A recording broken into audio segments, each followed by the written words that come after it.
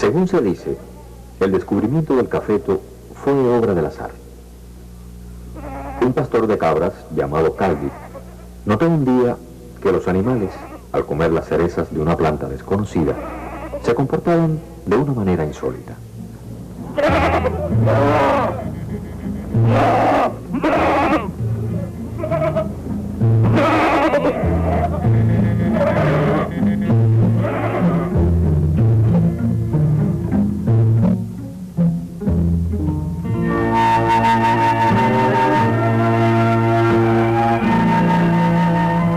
Calvi probó las cerezas y notó en ellas un sabor maravilloso.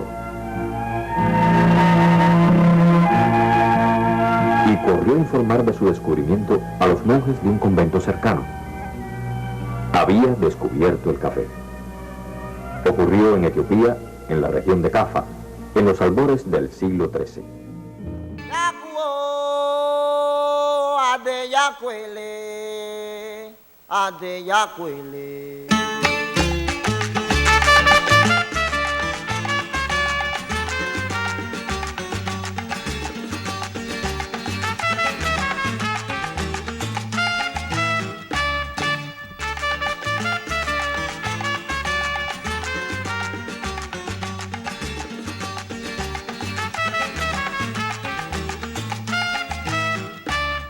Aquí estamos todos los negros que venimos a rogar que nos concedan permiso para cantar y bailar.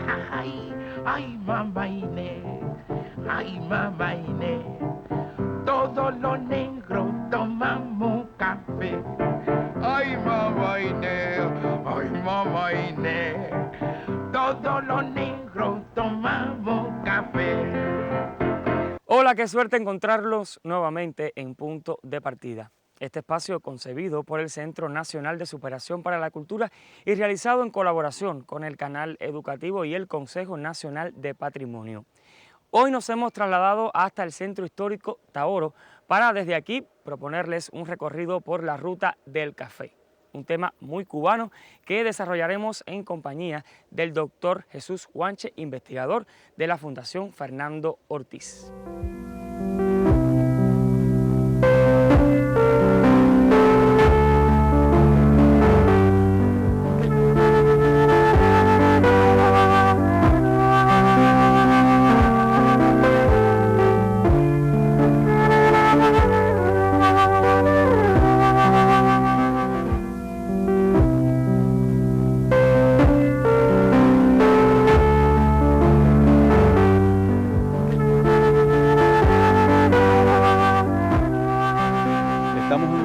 Privilegiado del patrimonio cultural cubano.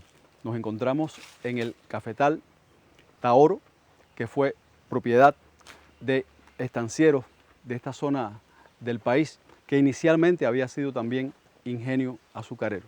En el caso particular del cafetal, no solo atesora las ruinas de un importante patrimonio, sino de manera muy especial la sabiduría que implicó su proceso de construcción, el proceso de recogida, secado, elaboración. Esto ha dado lugar a lo que podemos denominar la cultura del café en Cuba, que de un modo u otro se distribuyó desde Oriente hasta Occidente en diferentes momentos históricos. La presencia africana vinculada al tema de la esclavitud, tanto la construcción de muros sólidos como este, hasta los procesos complejos de gustos, preferencias por su elaboración.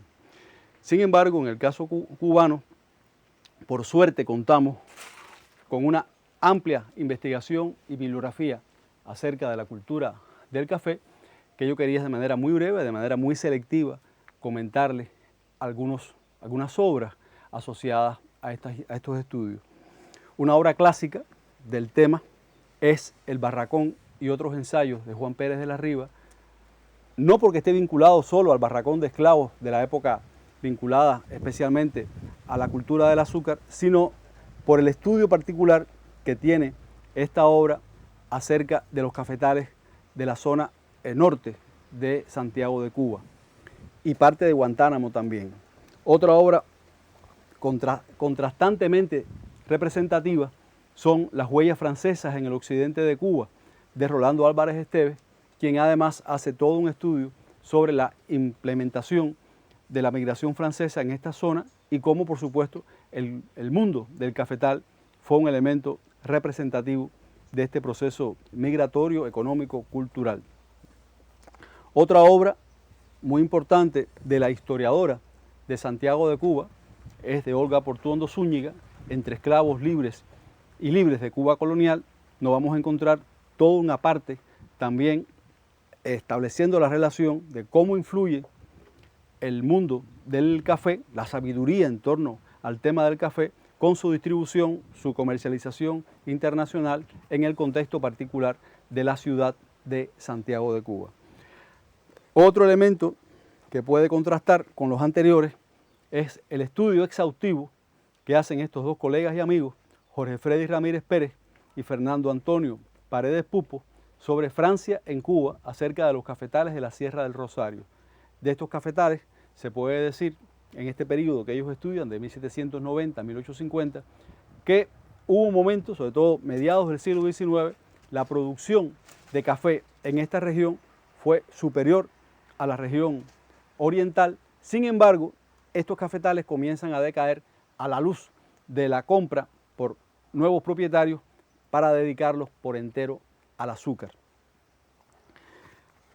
Más recientemente está la obra de María Elena Orozco Melgar, Génesis de una ciudad del Caribe, específicamente Santiago de Cuba, en el umbral de la modernidad, y cómo, por supuesto, la presencia francesa, el cultivo del café, el consumo por el café, la apertura de cafeterías.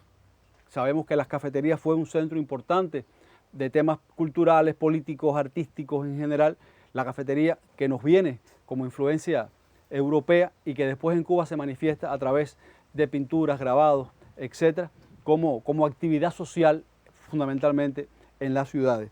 Y quiero cerrar con un número monográfico de la revista nuestra, la revista de la Fundación Fernando Ortiz, Catauro, que está dedicada íntegramente a la cultura del café. De modo que cuando hablo cultura del café no me refiero solo a su cultivo, a su construcción, sino de manera muy particular la sabiduría, es decir, el cómo hacer el café, cómo dedicarse a su consumo y cómo prepararlo. Por ejemplo, esta revista tiene interesantes artículos, entre ellos del doctor Alejandro García Álvarez, sobre el café y su relación con otros cultivos tropicales en la Cuba colonial.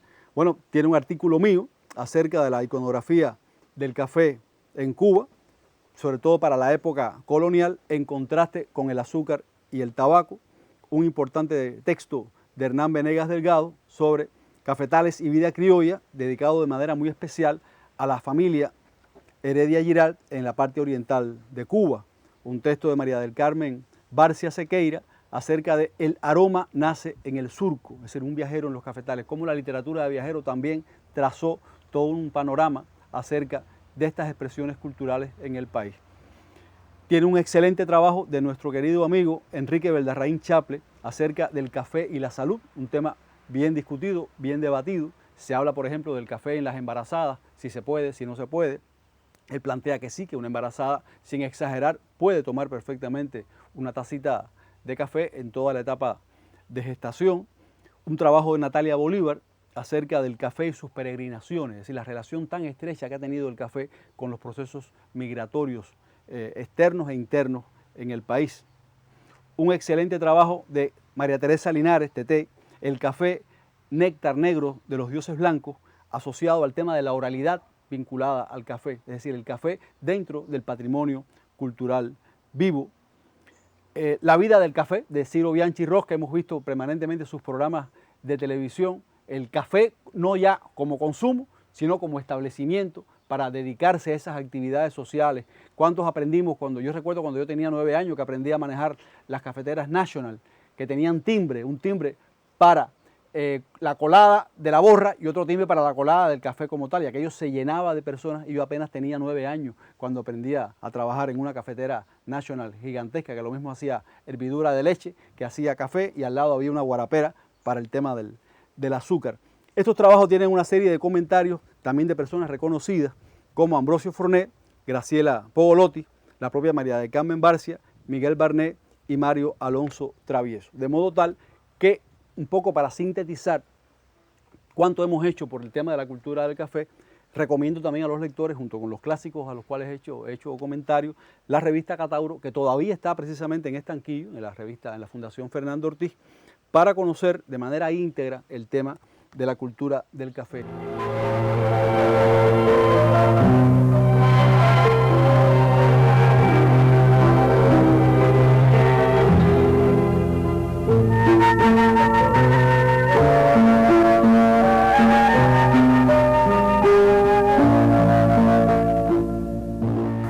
El café es verdaderamente un cultivo difícil.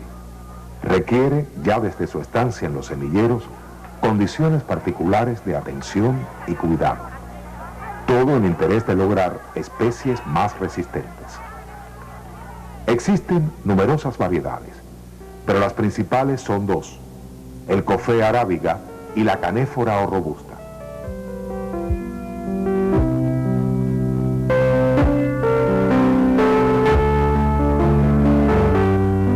El cafeto, para su desarrollo, necesita ser sembrado en suelos profundos, ricos en minerales, en zonas localizadas entre los trópicos de Cáncer y Capricornio, en el llamado cinturón del café.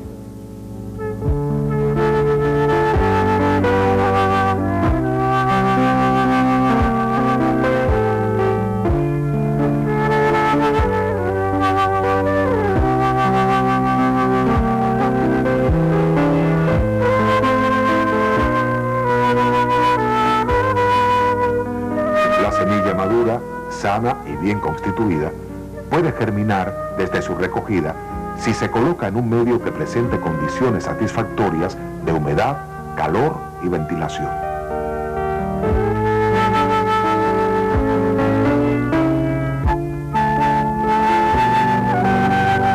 Existen dos métodos para sembrar café. Uno de ellos consiste en sembrar las semillas muy juntas al voleo en surcos y trasplantarlas a la cama del vivero casi cuando germinen.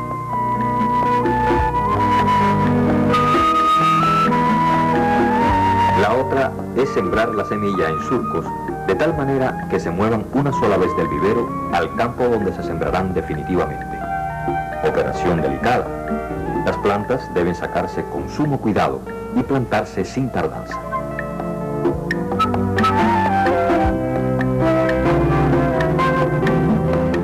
El régimen de lluvias y la luz solar son, después de la temperatura ambiente, el factor climático limitativo más importante. En general, se considera que el cafeto prospera en regiones en que las precipitaciones alcanzan de 1.500 a 1.800 milímetros anuales.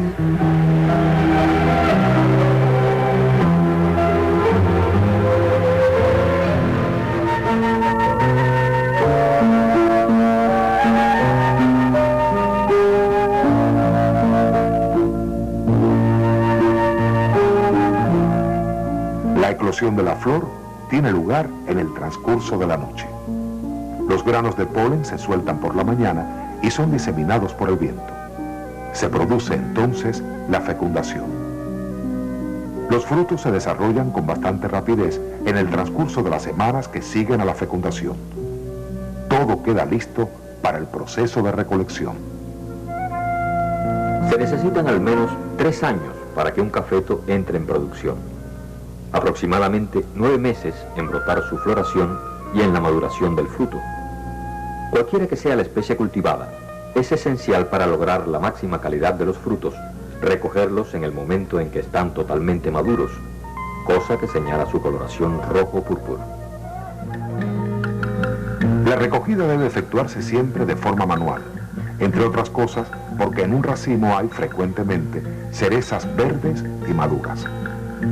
Se afirma que un buen recogedor de café es aquel que puede llegar a cosechar 90 kilogramos de cerezas diariamente, pero con frecuencia se sobrepasa el centenar de kilogramos.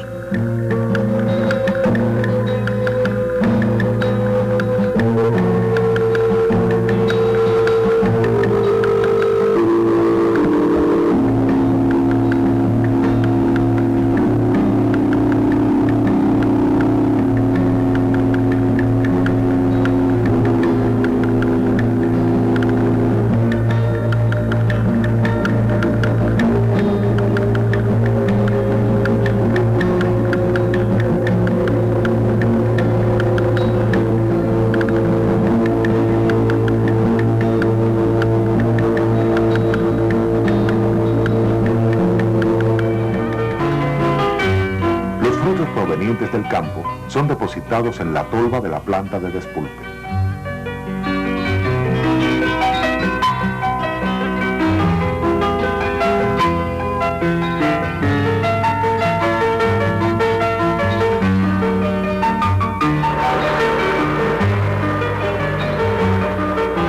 La pulpa es desmenuzada por los salientes y arrastrada al exterior, mientras que los granos, retenidos por una ranura, son evacuados por un orificio lateral.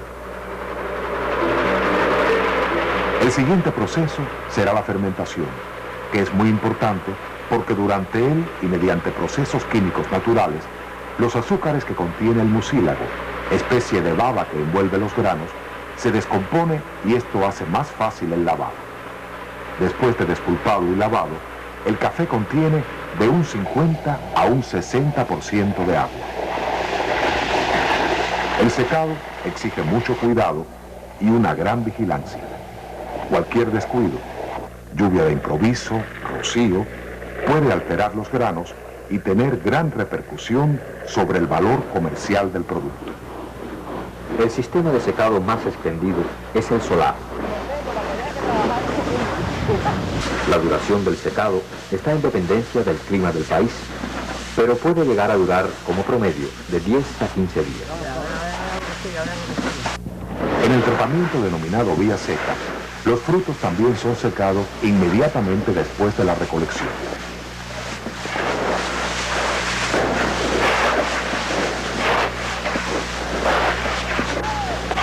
El secado de la fruta es más lento, pues aunque parezca absurdo, estos granos que no han sido mojados contienen de un 60 a un 75% de agua.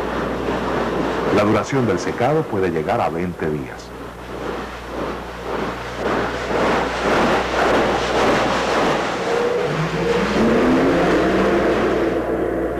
Del secadero pasan los granos a una planta, donde se continúa el proceso de beneficio del café, ya que todavía conservan una segunda cáscara de color amarillo oro que se llama pergamino y hay que retirársela. Antaño, esta operación se efectuaba a mano, utilizando el mortero o pilón. En el proceso industrial se usa el descascarado mecánico. El café circula en el aparato arrastrado por las hendiduras del cilindro, bajo las acciones combinadas de presión-fricción. Las envolturas se rompen y son evacuadas por un ventilador.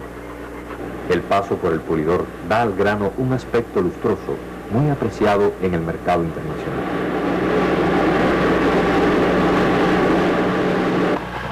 Después será el seleccionador electrónico quien clasificará los granos de acuerdo a su color, unificándolos en su afamado tono verde-amarillo. Pero las cualidades aromáticas y gustativas que distinguen al café no se presentan hasta tanto no sea sometido a altas temperaturas durante el proceso de tostado. El grano pasa por un cilindro metálico que se va calentando progresivamente hasta los 220-230 grados centígrados. Es entonces que se libera vapor, dióxido y monóxido de carbono y otros componentes volátiles que reducen el peso del grano entre un 15 y un 22% que define el grado de tueste. Toma entonces el café el agradable y conocido color marrón y adquieren los granos una textura porosa.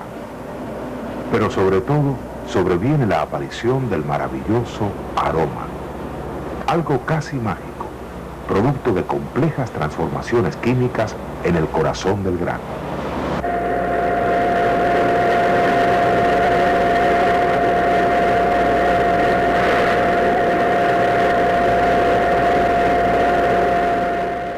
Tendríamos que añadir el gusto por el consumo, la diversidad que existe en cuanto al gusto por el consumo, desde los finlandeses, que son los que más consumen café en el mundo, hasta nosotros, que nos gusta el pequeño buchito de café en horas de la mañana. Sin embargo, no es el pequeño buchito, es el cómo se prepara, si prepara a la tradición campesina o a la tradición carretera.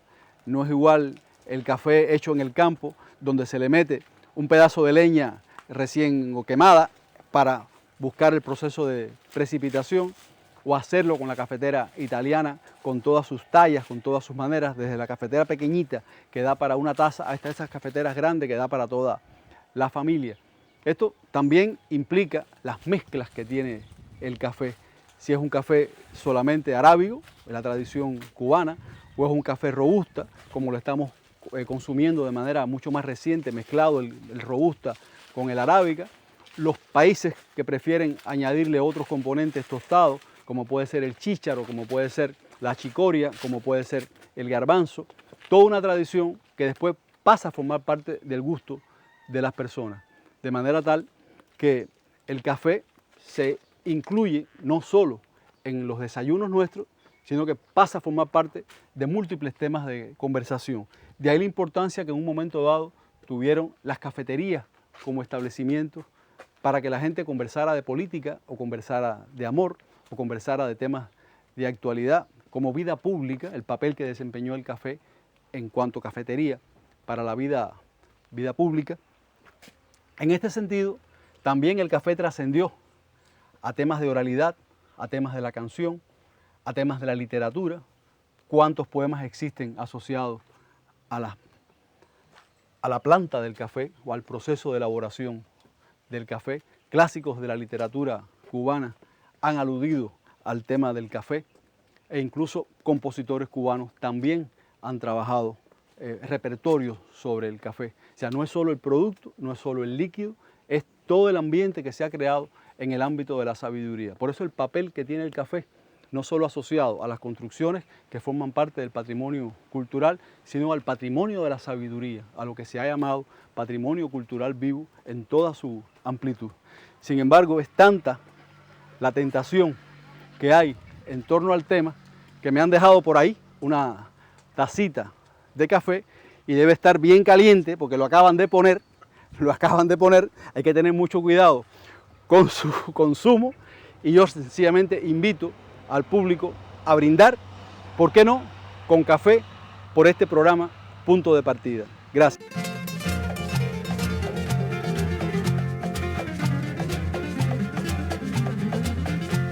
Emiliana es una cubana que en el albergue es fundamental. Emiliana es muy cumplidora, es halagadora, alegre y cordial.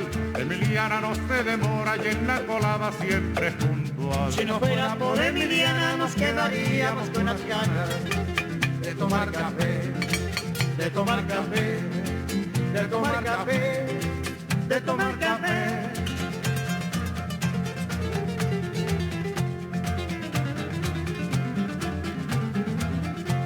Emiliana por la mañana piensa en nosotros, piensa en usted. Se levanta muy tempranito y en un ratito cuela el café y reparte en cada buchito todo lo bueno que usted le dé.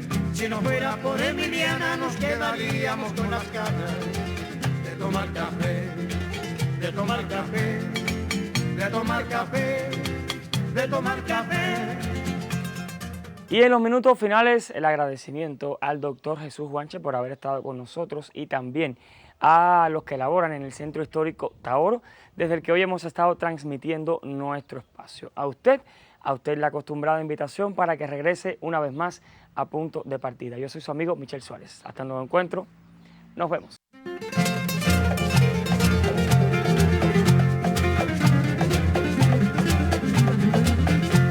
Emiliana es una cubana que en el albergue es fundamental. Emiliana es muy cumplidora, es halagadora, alegre y cordial. Emiliana no se demora y en la colada siempre es puntual. Si no fuera por Emiliana nos quedaríamos con las ganas de tomar café, de tomar café, de tomar café, de tomar café.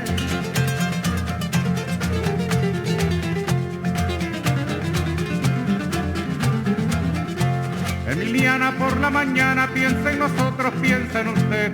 Se levanta muy tempranito y en un ratito cuela el café y reparte en cada buchito todo lo bueno que usted le dé.